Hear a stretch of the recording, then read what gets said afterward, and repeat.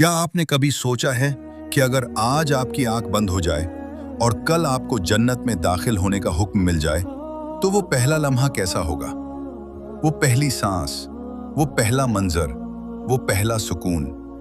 क्या आप जानते हैं कि जन्नत वो जगह है जहां न कोई खौफ होगा, न कोई गम, न कोई बीमारी और ना ही किसी अपने से जुदाई।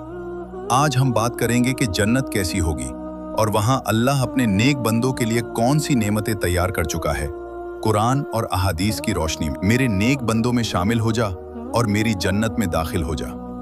सोचिए, जब अल्लाह खुद आपको जन्नत की दावत देगा, वो लम्हा कितना अजीम होगा।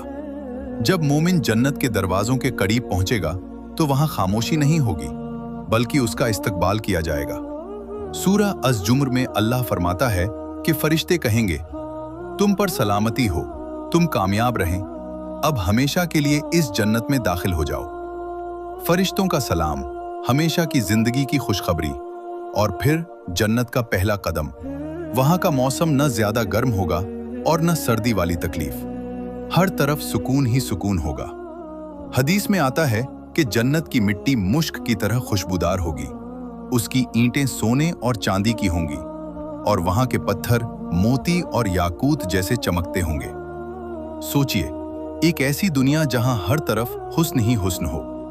जन्नत के बागात बहुत हसीन होंगे, बहते हुए चश्मे, ऊंचे तख्त, नर्म गद्दे, रेशमी बिस्तर और आराम ही आराम। वहां कोई बेहुदा बात नहीं होगी, कोई चीख पुकार नहीं, सिर्फ सुकून। और जब प्यास लगेगी तो जन्नत के पाक चश्मों से ऐसे मशरूब पिलाए जाएंगे जिनका जायका दुनिया में कभी महसूस नहीं हुआ। जन्नत में फल इतने करीब होंगे कि इंसान लेटे हुए भी उन तक आसानी से पहुंच सकेगा। लेकिन जन्नत सिर्फ खाने पीने और आराम का नाम नहीं। जन्नत असल में मोहब्बत और सुकून की जगह है। दुनिया में मौत हमें उन लोगों से जुदा कर देती है जिनसे हम मोहब्बत करते हैं, माँ बाप, बहन भाई, दोस्त, औलाद। लेकिन अल्लाह ने वादा किया है कि जो लोग ईमान वाले होंगे उन्हें उनके नेक घर वालों के साथ दोबारा मिला दिया जाएगा।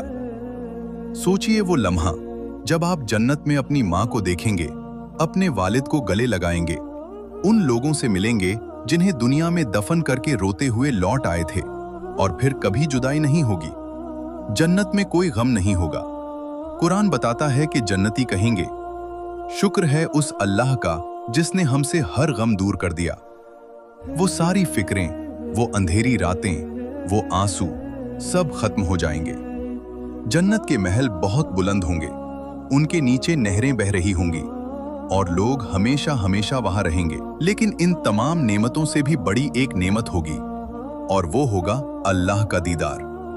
कुरान में अल्लाह फरमाता है, कुछ चेहरे उस दिन रोशन होंगे और अपने रब को देख रहे होंगे। हदीस में आता है कि जब जन्नती जन्नत में दाखिल हो जाएंगे, अल्लाह उनसे फरमाएगा, क्या तुम्हें और कुछ चाहिए? वो कहेंगे, या अल्लाह, तूने हमें जहन्नम से बचा लिया, जन्नत अता कर दी, अब और क्या चाहिए? फिर अल्लाह अपना नूर का पर्दा हटा देगा और जन्नती अपने रब का दीदार करेंगे। उस लम्हे से ज्यादा खूबसूरत, ज्यादा पुरसुकून और ज्यादा अजीम कोई नेमत नहीं होगी। वो रब जिसको देखे बगैर सजदे किए, जिसके लिए आंसू बहाए, जिसके डर से गुनाहों से बचते रहे, आज वो रब सामने होगा।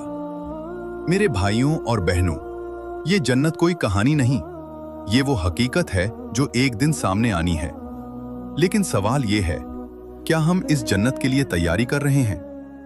अल्लाह कुरान में फरमाता है, अपने रब की मगफिरत और उस जन्नत की तरफ दौड़ो जो आसमान और जमीन जितनी वसी है।